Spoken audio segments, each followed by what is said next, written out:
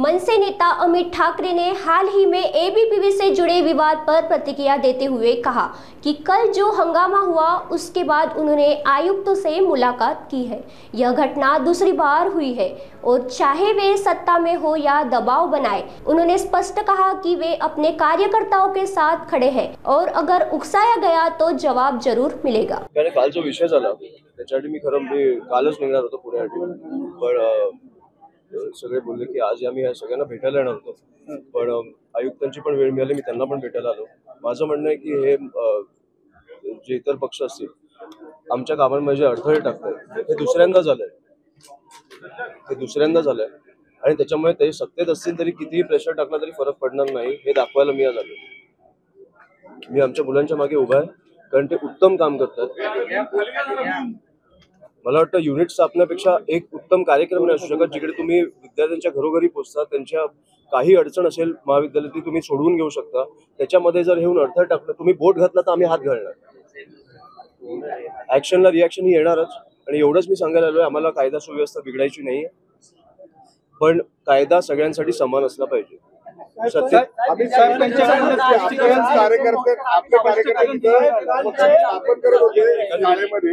परंतु पॅम्पलेट तुम्ही दाखवले, मात्र तुमच्याच विरोधात कार्यकर्त्यांच्या विरोधात गुन्हा दाखल झालेला आहे। कुठेतरी म्हणजे तो ट्रेसपासिंगचा आहे आणि कारण आम्ही मी ज्यांच्याशी बोलतो ना त्यांच्याशी बघून बोलू शकतो। मला माहिती तुम्ही जेवढं आहे तेवढं रेकॉर्ड करा, तुम्ही पुढे या ना थोडं। सर तुम्ही खरं तर सीपी साहेबांची भेट नाही मी काल जसं एक आम्ही त्यांचं ऑफिस बंद केलं, त्याच्या ऑफिसला टाळं लावलं, असं ते बोट घालत बसले तर त्यांचे पुण्यामधले सगळे ऑफिसेस बंद होतील, तसे त्यांचं काम चालू नाहीये। दुसऱ्यांच्या मध्ये येण्यापेक्षा स्वतःचं काहीतरी अस्तित्व निर्माण करावं, एवढीच माझी म्हणून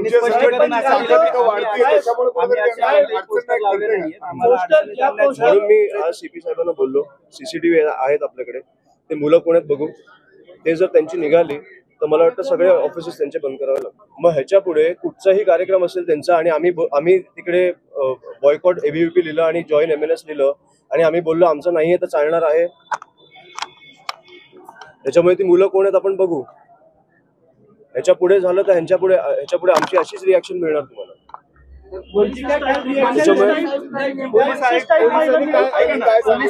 काल मिळाली ना, या सहकार्यांनी त्यांचं ऑफिस बंद पडलं, टाळं लावलं तिकडे, ते टाळं आधीच लागायला पाहिजे होतं, त्यांनीच लावायला पाहिजे होतं, पण आम्ही आमच्या सहकार्याने लावलं ते।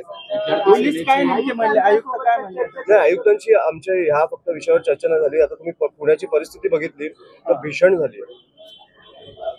म्हणजे तुम्ही 18 वर्षाच्या खाली बार मध्ये मुला मुलींना तुम्ही दारू देताय। ड्रग्सचा विषय, मला वाटतं 1000 कोटीचे ड्रग्स पकडले गेले, त्याला अजून एक वर्ष पण नाही झालंय। महिलांचे आता एका महिलेवर अत्याचार झाला, मला सांगा तो पॉर्शवाला ज्यांनी ठोकलं त्याला निबंध त्याला सांगितलं, त्याचं काय झालं पुढे? बेल झाली आणि आपण त्याच्यावर काही हे पण नाही केलं, लक्ष पण नाही ठेवलं, त्याच्यामुळे निघाला तो।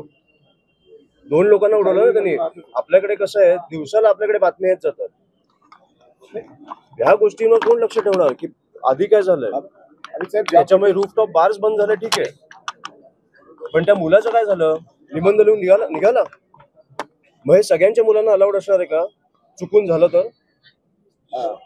मग कायदा सगळ्यांसाठी समान असला पाहिजे।